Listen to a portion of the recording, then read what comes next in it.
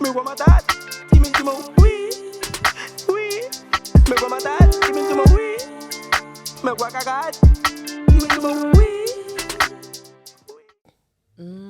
Yeah, he's all over the internet, isn't he? Yeah. With a lot of scandals and everything. I don't know if you know Puff Daddy. Yeah. Oh, right, yeah. Yeah, he's got that kind His of... own, like, he's a preacher now, isn't he? And No, Puff Daddy is a music guru. oh, yeah, but now he is doing He's been preaching as well, yeah. Is he? Preaching, I think so, yeah. Hallelujah. You're preaching now. Yeah. I'll tell you what, but he's been, because sometimes they have these private parties, and they do all these kind of, I tell you what, silly things. It's beyond, but at the moment they're getting exposed what they're doing. Yeah. And all the internet. But that's what I is mean. flooding, Yeah. And It's harder to get away with things now. and there's lower killings as well, because you find, like, allegedly Puff Daddy is a guru on the thing, on music. So he had a company called don't remember the name, but Bad Boys Records, Bad Boys Records, where every artist comes in and record and makes so much money. Yeah. But when they request for their rights to own their own sound, he'll order for you to die. Or That's a allegedly, little bit risky. You know. Yeah. It's all the internet This is saying. This is what you've heard. From the internet. And now people like Tupac Yeah. and what's his name? Biggie Smalls. Yeah, Biggie Smalls, yeah. The rivals. Yeah. They were killed because they were kind of like they wanted to move away from that record deal. Yeah. Oh, okay. And if you move away, Interesting. so you move the money out, Yeah. and then you get boom. Similar story to Michael Jackson, yeah. Similar Kind of, things with yeah. his Yeah. So record, yeah. I don't know. You call it the old money or Well, it's Yeah. old and new money in the music trade, isn't it? Yeah. that's new money, right? Yeah. Oh, okay. Yeah. But it's How still do you new feel about money. music, Nigel? Do you I like a very broad range of Oh, do you? music. I do like folk music. yeah. And There's a lot of folk music around. This area is really good for Yeah, folk music. yeah. I used to like an awful lot of pop music. Yeah. But one of the things I've discovered is Pop pop music in the 1970s was brilliant. Wasn't what it is now. But it's different to what it is Yeah. today. It's not like Reach for the Stars and all that jazz. But that was, but the S Club 7 were a lot of fun. They were fun. Pop music was fun, but pop music in the 1970s and 80s was mostly about having a fun time. Yeah. Right. It's got very serious sort of Yeah, it times has, since. actually. Yeah. I mean, People call it cheesy, but Cheesy. cheesy was fun, right? Cheesy was fun. is fun. I think the old music I did. I we went through various genres, and we're still going through various genres of music. Yeah. New genres all the time. I think when I got to 40, I stopped listening to Radio 1, which is sort of which is what a lot It of people happens. do. Yeah. You get to Well, a point they've got where a certain target audience, Yeah. and when you hit 35, I think beyond that, Yeah. that's you're out. But- You're switching to Radio 2. But rather than just listen to what I'd already listened to before, I also then increasingly broadened out into the more folky stuff, and I'd already had an interest in folk. Right. And I think I've increasingly listened to that as I've got older. Yeah. And there's lots and lots of good stuff around. But there's lots here. of uplifting folk. There's calming folk music. Calming It's folk. got like Some a of it's really quite nice- political as well. Yeah. But it's nice not angry. stories It's not as well. necessarily angry folk, No. but it's sort of that doesn't really go together. So it's more about sort of questioning the folk. Yeah. Yeah. I get involved in one or two local folk festivals in the summer, so do I go and you? help as a steward. Yeah. Oh, So cool. it's a great work because I don't like music festivals when there's tens and tens of thousands of people there. It's just You're not close overwhelming. enough to the. It's Just it's part like of this huge, great, big mass So of you- people. wave of people with phones. Like that festival, is that called the Alconbury? Oh, Glastonbury. Glastonbury. That's the biggest one in the UK. Just Glastonbury. But around here, Yeah. you see, you've got things like Latitude. Yeah. Latitude. I mean, that's That's huge as well. quite big. Yeah. What happened to Jimmy then? Jimmy's farm? Jimmy's Oh, they Farm. had a They festival used to have there. festivals, He yeah. used to have festivals. There's lots and lots of Oh, really small amazing. festivals around here still. Yeah. But So the Albury, you talked about Albury, they've got a folk festival. Albury's got a folk yeah. festival. Yeah. And I go to the Folk East, Yeah. which is on Glenham Hall Estate. Okay. I have been to others around here. There's one up near King's Lynn, which is called Harlequin, Okay. Yeah. which is a very mixed folk and history and cultural wow. festival. okay. Oh, that's interesting. And there's another one over at the Isle of Ely. There's a folk festival over there that I go to. The Isle of Ely. Yeah, well, it was originally Ely. It was called the Ship of the Fens because it's basically a small island in a huge amount of marshland. Okay. But when the Dutch came to England in the 15th, 16th century, The Dutch they- a problem. I know. no, but They're everywhere. the Dutch are important to our local history. Yeah, here, yeah. Really? Because the Dutch, when we going back to the Catholicism thing again, when we convert from Catholicism to Protestantism, Yeah. we provide a sanctuary for Dutch people that were being persecuted on the continent Right. by the Catholics. So thousands of Dutch people migrate over here, and places like Ipswich and Norwich and Colchester, in particular, Yeah.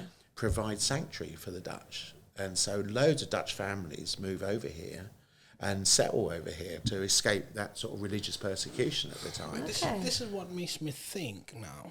Yeah. I want to go back because we were colonized by the British in South Yeah. Africa. Yeah.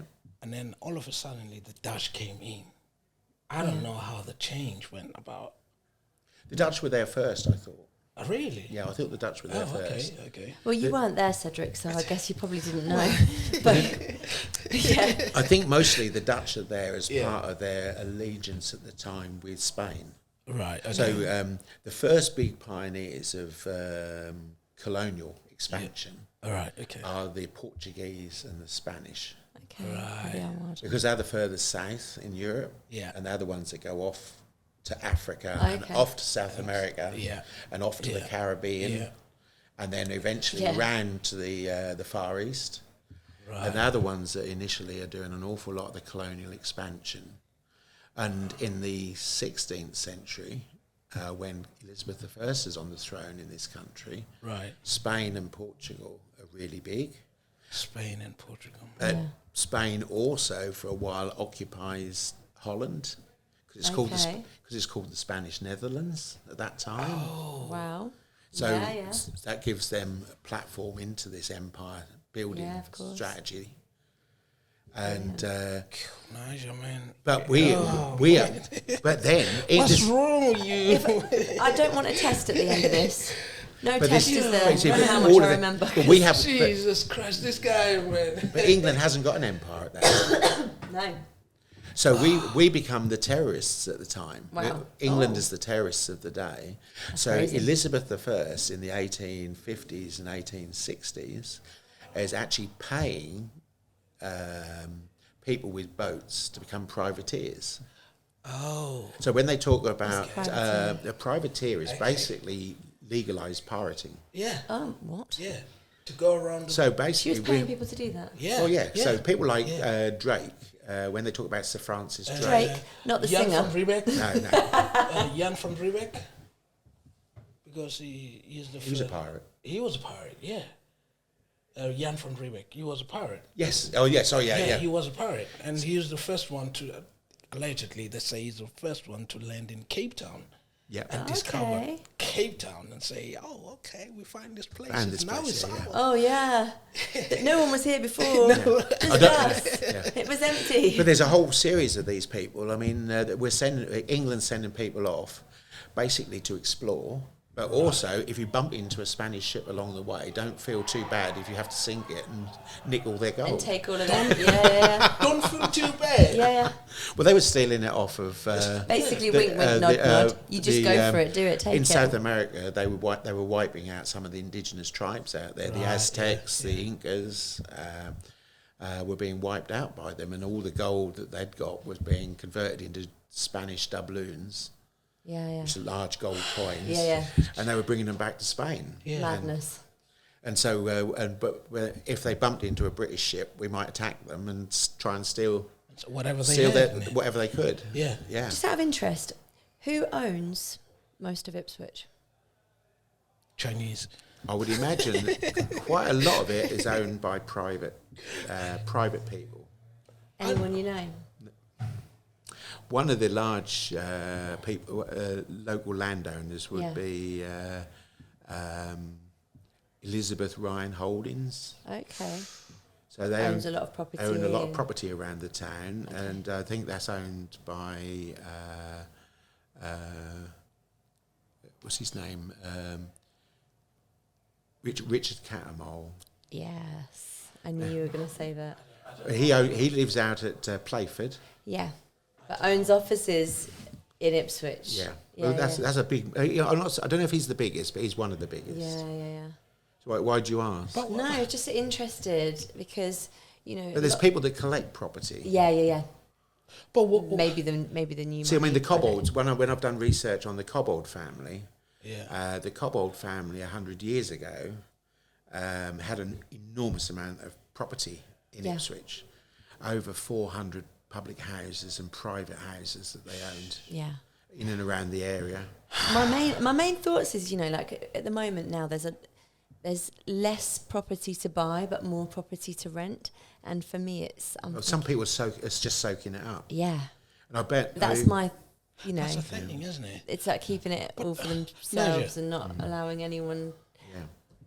And what is for sale is just so expensive, and you have to be a certain person to be able to afford that life. For the last 20, 25 years, there's been very little money to be made out of owning shares. Yeah. Right. So a lot of these people traditionally would have had quite a strong investment portfolio in shares, and then they'd have probably had a smaller portfolio in property and land. Yeah.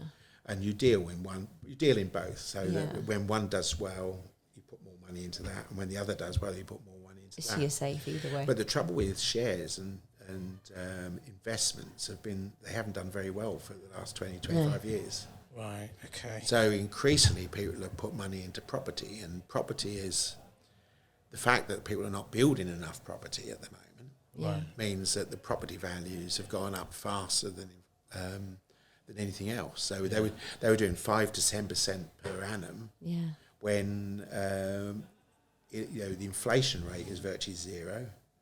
Yeah. And the share price is static, all going down. Yeah. Do you own your own home? I do, yes. I bought my house when I moved to Ipswich. And I did. This is old money, man. Well, no, I took out a mortgage. And it was normal when I bought a house in 1986, and that's when But when I bought it, it was normal to take out a mortgage for about 3.5 times your income. Yeah, is that not now, or is it 5 times? Well, now you should be more. But if you do so 3.5 times my income in 1986 equated to a house in Ipswich. Yeah. Yeah. And so I bought a semi-detached house in Ipswich at the time. Lovely. Well, I've lived there. No, but I've lived there ever since. 3.5 times your income per year. Yeah. Would buy you the house. Buy you a house in Ipswich at that time. Yeah. Okay. I reckon now, bearing in mind the average income now is about 30,000 a year. Is it? Yeah. Although a lot of people, especially in Ipswich, earn a lot less than that, I'd have said. But if you said it's 30,000 a year, 3.5 times that is only 100,000 quid. But that's quite a lot in 1986. Well, it was enough to buy a house in 1986. Now you'd be struggling to buy anything. What would be the down payment then, and compared to now? It was normally about between 5 and 10%. 5 and 10%. Similar, like, well, now you don't. Similar, but the wages have changed, isn't it? Yeah. See, my house, I don't mind telling you, my house at that time was... Well, no. it was about 32,000. Wow. Madness. Amazing. Yeah. So it's worth a slight bit more. Do you live up towards the hospital way? Yeah. Yeah. That's semi-detached. And they like 1900s houses? My house was built in 1914. Yeah. That was one of the last built in that area. 1914. What era is so that? just over 100. What is It's that? solid red brick. Yeah. And they're all solid red brick. High ceilings? So they're lather and plaster ceilings. Okay. So it's a very traditional build. So when it was built in 1914, it was one of the last built with gas lighting. Oh. wow. So it's pre-electric. Okay. When it was built. And so it's got gas lighting, and it's got lather and plaster ceilings. So they'd have actually put strips of wood up across the joists, and then put the plaster over those bits of wood. And so what's it worth now? I don't know. You're joking me. Is it 3-bedroom, 2-bedroomed? It's probably worth. That was 2 million. Probably worth about. No. I would have thought about 7 or 8 times that. Wow. Well, I paid for it. Crazy. I'm not looking to sell it just at the moment. No. But the good thing, I need it myself. That's the only one I've got. Oh, see, I know that's a regret, isn't it? I think for some people wish they had more. But I think if I'd tried to buy more, that would have consumed all my time. Yeah, that's not the sort of thing I really want to do. It's not what you're interested in. No, because you had far. Wouldn't make too me a much better to person owning 2 or 3 houses. No. It made me richer, but it wouldn't make me a better person. Yeah. Not rich in other ways. Yeah. But you're rich with knowledge now. Yeah. I tried to be, Right. Where do you see us? Yeah, come back to that question. 20 years from now, what do you see it? What does this look like? No, see us. It's just everything. Everything. I see you. The world. Where do you see the world? You think 20 years ago? I reckon in 20 years' time he'll have a grey beard. Yeah, nice, yes. You still have the headphones on. South African Father Christmas. Yeah, and well, Nigel. Because that's what happened to me. That's what happened to me. Yeah. Well, your one suits you. I don't know how I'm gonna look. You look fresh. You probably have more tattoos as well, I reckon. Oh, maybe. Well, No, how do I see the world? Being serious. Anyway, You think 20 years ago, what did everything look like? What was good? I think one of the things we've got to come to terms with is, as a society at the moment, is what do we want the future to be, and we don't even know that yet. We're now living in this world where, for about 150 years, we've been aspiring to improve our lot. Yeah. So from the start of the Industrial Revolution, every year, every decade, we've been looking for things to be better than they were before. Yeah. And so we were with the evolution of steam power, with the evolution of electricity, with the evolution of the oil industry, everything was about making things faster, quicker, better, more of it, all the rest of it. And society's all been about this progression. Yeah. And ignore the wars for a moment. Yeah. Just look at society. Society's about improving people's lot. So they've gone from being small cottages to being larger cottages to being semi-detached houses to being blocks of flats to being some really big houses. Right. There were always big houses. There were always small houses. Yeah.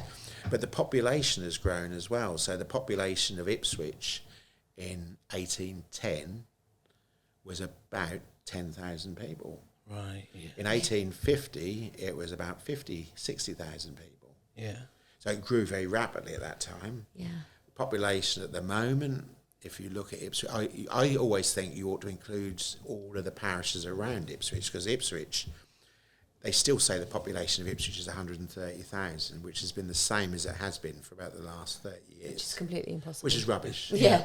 Completely Basically, impossible. if you look at Ipswich sits in now in an urban sprawl. Yeah, because there's goes not all really the way, gaps between. Because it goes all the way from Sproughton across to Casgrave. And it goes all the way from Pinewood across to the Henley Road. Yeah. Now, on all parts of Ipswich, there's a parish now or two that isn't included in Ipswich, technically. Okay. Because Casgrave and Martlesham is all part of Suffolk Coastal. Yeah. Right. Okay. The top end of Henley Road is part of Mid Suffolk. Yeah. Yeah. Pinewood and the rest, the other bits around the south are all parts of Baber. Okay. Sproughton's So if you were to include those, how many people? If you include all of those, you're looking at about 200,000 people. Yeah, it's a lot of people, isn't it? A lot. Madness, though. Yeah. But it's going to get bigger. So you're thinking, right? Ipswich is growing, and it's going to continue to grow. And we want things to be quicker. We want things to be faster. So like now we've got, obviously you're going back 20 years, and 20 years ago, where are we? How old was I? Oh, I was about 10, something like that. Mobile phones. We've got mobile phones. Everyone's got a mobile phone in their hand. There were more shops open in Ipswich. Everything was completely different. The nightlife was alive. People were going out all the time. But people had to go to town to buy stuff there because there were no out-of-town shopping centres. So what's it going to look like? Right, in your opinion, what's it going to look like? I think the out-of-town shopping centres, I think, are here to stay. Yeah. The home delivery. No, Nigel. Out of town. Oh, Out of town. Oh, okay. Yeah. Okay. The out-of-town shopping centres are here to stay. The home deliveries are here to stay. Yeah. All right. So an awful lot of stuff is going to. There's employment in that. Yeah. But it's service economy rather than it's retail and service economy. Yeah. But people generally don't need more stuff. No. What they need is quality of life, and that's where we need to start focusing on. Is quality of life. Quality of life. Yeah. And what does that come with, like social? Well, somehow you've got to build that in this sort of this modern world, and I don't know quite what it's going to take to do that. No. I write a magazine for pubs every now and again, and pubs were places that people used to go to just to drink. Yeah. Now pubs are places that people go to eat, to drink, to play quiz, to listen to music. Yeah. To be around other people. So it's a chance to meet other people and interact with them. Yeah. But what's the pub going to look like in 20 years' time? If it's there at all. Yeah. I think it will be there because it still provides that one-to-one social interaction. And having social interaction and alcohol gives people a chance to relax. Yeah. But I think the modern person doesn't just want to relax. They want to play the games. They want to... they want to join in. You want to feel as if you can join into something that you can't do elsewhere. Yeah. So I think increasingly pubs are a part of providing the solution. They're not the only solution, but they're part of the solution. Yeah. And you need to be able to somehow get people involved in other social interactions within the pub, whether it's playing games. What about AI? So What about robots? Well, if you have AI, then you don't need to go anywhere, do you? You can sit on a bar stool anywhere. That's what I mean. I saw you trying on a VR headset on your Facebook. Yeah, I said the first time you did that. Yes, I did. Well, last year for the first time I put on a VR headset, and I was at the an exhibition in London for the artist Van Gogh. Yeah. Ben I always forget his name. Yeah. So, but they have this Van Gogh immersive experience. Van Gogh, If you've not the painter, isn't it? The painter, If you've not seen it yet, you ought to go and see it because some of the most famous pictures in the world, he painted. Yeah. And he's a tragedy. They're worth a lot of money. Yeah, but he never saw any of it. No, he never saw a penny. He died. Really? And this then is the now thing. it's like a lot of people appreciation after. It teaches you a sanitary lesson. This does. Yeah. Being famous doesn't equate to being famous and what you do being valuable doesn't equate to you getting any money. No. He never sold a painting in his lifetime. He gave one or two away. Right. He never sold a painting in his lifetime, yet some of the most valuable paintings on the planet are paintings he painted. That's insane, isn't it? Van Gogh. Yeah. Van Gogh. He despaired the fact that nobody would buy his pictures when he was alive. And look at it now. Yeah. And he's never going to know. And my billions. The last time one of his pictures of sunflowers came up for sale, I think it was about 18 or 20 million. But it's only worth what someone's willing to pay. It's not only worth it if you're willing to pay for it. If no one's willing to pay, it's worth nothing, is it? That's it. There's the back end story that goes with it all, though. He is a tragedy. Yeah. This all happened in the 1880s, 1890s. What was it like being in this headset then? 1990s. Yeah. What are you seeing in this headset? So when you go around the immersive, I don't want to spoil it if you're going to go on it because they're still around. But when you put the virtual headset on, it makes you feel as if you're suddenly, rather than sitting on a bar stool in a darkened room, suddenly you're sitting or standing in the room, the bedroom that he did some of his paintings in. Okay. So there's a very famous painting of his bedroom in the Yellow House in Arles. He he went to a sanatorium in the south of France because he was suffering with depression and all the rest of it.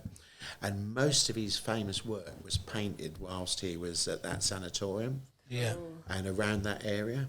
And he, the VR tries to emulate an evening out, walking around the town, and some of the views that he saw and how that relates to some of the paintings he paints. That makes sense. Yeah, that makes sense. Yeah. It's a beautiful experience. Beautiful behind experience. it. So in lots of ways, technology is really important in that Well, way. I think technology can give a lot of positives as well as negatives. But I there's no easy solution as to where we go next. No. But I think it's gonna be a rocky road in the short term. Yeah, we're figuring out what we want. Like you say, what do we want? How do we want our life? Sorry to barge in. Yeah. Let's say we say in closing, and you give the best advice from then to where we're going. Yeah. Well, there's been ups and downs in the local history all the way through the last 500 or 600 years. Yeah. At the moment, we're going through a downward spiral, and everyone's saying, Ipswich is not a great place to be. And all the rest of it. It's happened before. It will, and I'm sure it will happen again.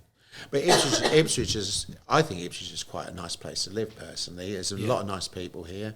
There's a lot of opportunities around here. Really? I think so. Well, I'd have to agree in lots of ways. I think it's near to it's near to the sea, but it's also near to the cities.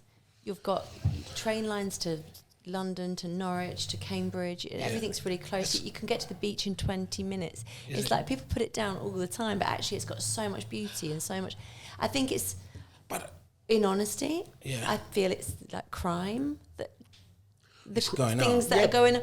That's what's giving it the bad reputation. But part of the crime problem is because London is growing even faster than Ipswich is, and London shares opportunity, but it also shares crime. Yeah. And a lot of the crime is not locally based. It's on these what they call the county lines. Yeah. And it's people using the technology smarter than we can. Yeah. But that's a phase. I think that's more of a phase than a long-term. Is it because in London, people, when you get an idea, they help each other? What you need is to give kids the idea of a positive future. Yeah. Right. We need to stop saying like Ipswich is like such a terrible place. Yeah. We need to stop saying it. If you open up boxing rings in Ipswich, if you open up sports facilities for people to play basketball and football and cricket or whatever else you think they'd like to play, and you engage positively with children, they're less likely to turn to crime. And you stop charging for it. But you close all these facilities down because they cost. Who's going to fund all That's what I'm saying. You stop charging for it. You start doing it for free. Yeah, but who's going to fund? Well, it has to be costed in. Yeah. But if you say it can't be done because it costs money for it. But the trouble is all the councils are going bust. But they are at the moment. But that's because central funding has been reduced. But trouble is what I've heard is they can't even balance their book. Well, at the moment, they can't even. But that's not a lot. I'm not an accountant. No. But you keep. But inflation does cause that sort of a problem in the short term. Yeah. You need to ask politicians those questions, not me. Everyone's got an opinion. Everyone's got an opinion. Yeah, we need to get what's his name, James, just Hunt or Bond or the Ipswich. Oh, Hunt is the MP. You need to get him on. Yeah, we need to get him. He's the one you ought to ask about it. We need to get him. I've been researching about him. I've been trying to research about him to get his email and everything. Well, he's looking for re-election soon, so he'll be very keen to talk to you very soon. This is where my question is. Everybody who wants to be elected will be keen to talk to you soon. Lovely. Sounds good. That's the thing. I want to ask you, Nigel. Yeah. In closing, as we're going to close. Okay. Who is the next person you would like to see sitting on that chair? You think they should be in that chair. Well, I think he'd be a good one to start with. Brilliant. Get the MP here. Get the MP in. All right. Thank you very much, Nigel. Edma, are you okay to get the gift? So basically, Nigel, the premise of this and what we want to do is we want to appreciate people with not only a wealth of knowledge but a wealth of talent, and people that have been kind of an inspiration for others. And we always feel that, you know, when people are no longer around, they're always appreciated. And actually people that are here that with all this knowledge and who are so interesting and we really, you know, appreciate in the world, don't get that thanks. Okay. So we just like to give you a gift. Oh, thank you very much. Just to say thank you. Thank you very much. To add on that, we appreciate you. We appreciate you. That's beautiful. Thank you very much. Really appreciate you. Thank you very much. Don't be shy about coming down to the Hold. I No, work there 2 days a week. Yeah. And I'm often there when I'm not working. And I'm always happy to... that is beautiful flower. Yeah. Look at that. That's fantastic. Well. And I'm always happy to answer questions if people come in. I don't think that's your last time coming back. No, it'd be lovely to see you back. Oh, I thought I'd done it. I thought I'd burnt all those bridges. No. I'm sure you've got lots more to tell us. There's a lot to learn. Yeah, definitely. There's a lot to learn. I just hope, Nigel, that's not the last time. Okay. I think what would be really nice when we have you again, if we have you again, if you want to come back, we get an audience in and people could ask you some questions. That would be really interesting. Yeah. Oh, definitely. Yeah. Definitely. If they've got questions out there, then I'm more than happy to take questions on. Yeah. You know what? Mind blown. I tell you what, we thank you. Well, we've only scratched the surface. Exactly. We I did. feel like that. Yeah, I feel like that. I've did. taken a few things, nuggets of information. Man. So thank you, Nigel. I think I've learned a lot today. Yeah. And we can. Hopefully, it's not been too much. Oh, that's enough. That's why we ask you to come back. Yeah, lovely. And this is like as she said. That's fantastic. Yeah, these from a lady who works for a charity, and her business is Active Blooms. Fantastic. And these are made for you, specifically for you. Yeah, especially made for you. Fantastic. We want to appreciate you now. It's nice. It's nice to be recognised. Thank you very much. We really want to appreciate you, Nigel. Yeah. And we thank you. Please come back. Yeah. And if anybody wants to know about these books, please get in touch with Nigel. How can they get in touch with you? Well, you can, via the Hold, you can leave a message down there, and I will pick it up from there. Hold in it, the books were published by a local photographer, right? And he collects photographs, historical photographs, right? Okay. And so David Kindred has published about 5 or 6 books of local photographs, at least. Yeah. And they provide a small insight into the past, the local past here. But Ipswich is not just about black and white photographs, because everybody lives their lives in full colour. Yeah, exactly. And when you look at old Ipswich and it's all in black and white, people say how quaint it was, all in black and white, but it wasn't in black and white. No. Yeah. Ipswich is in very it's just the only way they could record it. It's the only way they recorded it at the time. And so they were only just a partial view of what Ipswich was like. Beautiful. Yeah, it's beautiful. Well, in closing, thank you. Nice to talk to you anyway. Ladies and gentlemen. If you want to watch the full podcast, you subscribe in the link below. Yeah. But thank you very much, Nigel, for everything. We appreciate it. And if you want to get in touch with Nigel, where do they get you as well? You got an email? Well, my email is nigel.smith@suffolk.gov.uk. Right, okay. Please get in touch with Nigel. If you want to learn more information, get in touch with him and you'll learn more. Yep. Yeah, and we appreciate you, Nigel. Thank you for coming. Thank you. Pleasure. Amazing. Putting the Nigels back on the map. Oh, yeah. Yay! Big up to that.